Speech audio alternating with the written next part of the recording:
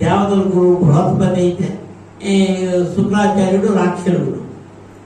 ఈ సందర్భంలో బలిచక్రవర్తికి దానం అడిగి వచ్చేవాడు మహానుభావుడు సాక్షాత్ విష్ణుమూర్తి వస్తున్నాడు అని చెప్పినప్పుడు కూడా ఆ విష్ణుమూర్తి నా చేయిని అతని చేయి కింద ఉండి నా చేయి మీద ఉంటే ఇంక కావాల్సింది ఏంటని చెప్పి అతను ఎటువంటి వాడైనా పర్వాలేదు నేను దానం ఇవ్వడానికి అని రెడీ అయిపోతాడు.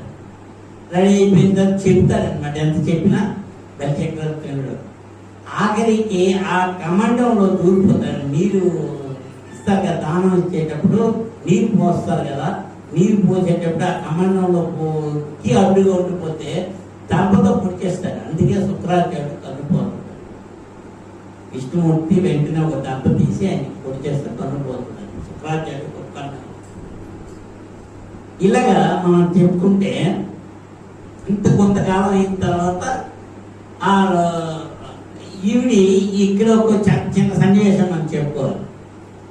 బలిచక్రవర్తికి దానం అడగడానికి వచ్చేటప్పుడు వామనావతారం కదా, పొట్టిగా మహాబ్రాహ్మణుడిగా మనకి ఆ ఫోటోలు చూసుకుంటారు చక్కగా. అయితే బలిచక్రవర్తి కుమార్తె చూసి ఆ బాలుడు అబ్బా ఎంత బాగున్నాడు, ఈ కుర్రవాడు నాకు పుత్రుడిగా అయితే ఎంతో బాగుంటుంది కదా అని అనుకున్నాడు. అంతవరకు భగవంతుడు ఓకే అన్నాడు. మళ్ళీ ఎప్పుడైతే వచ్చి బలిచక్రవర్తికి దానం తీసుకొని ఆయన పాతాళంలో పెట్టేసిన తర్వాత ఈ విష్ణుమూర్తి వరం కోరాడు, నాకు పాతాళంలో పంపించేస్తున్నావు కానీ నువ్వు నాకు కాపలా ఉండాలంటాడు. అలాగే తప్పకుండా అని చెప్పి విష్ణుమూర్తికి పాతాళంలో పంపించినా సరే విష్ణుమూర్తి వారు పిల్లగానే వెళ్తారన్నమాట బలిచక్రవర్తి. ఇప్పుడు కూడా కేరళలో ఒక వానం అనే ఒక పండుగ ఉంటుంది అనమాట. ఒక రోజు వచ్చి ఆయన అందరికి కూడా దర్శనం ఇస్తారని ఒక ప్రతీతి అనమాట. ఆ రోజు పెద్ద పండుగ చేసుకుంటారు వానం పండుగ. అయితే ఇలా జరిగిన తర్వాత ఈ బాలుని చూసరికి ఈవిడి అలాగే అనుకున్నది. తర్వాత ఎప్పుడైతే ఈయన పాతాళంలో తొక్కేసా ఇంత నీచు ఇతన్ని ఈ టైంలోనే నేను చంపేస్తే బాగుంటుంది అని చెప్పి అనుకున్నాను. దానికి తదస్తున్నాడు భగవంతుడు. అదే కారణంగాను ఆవిడ ఒక జన్మలో పూతనగా వస్తుంది అనమాట. పూతనగా పుడుతుంది అనమాట.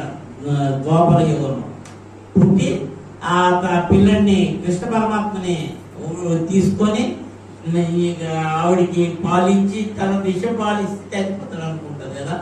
ఆవిడ్ని అంతవరకు ఆవిడ స్తన్యం నుంచి పాలించిన తర్వాత అది చేసి కృష్ణ పరమాత్మ ఆవిడని అతమాలుస్తాడు.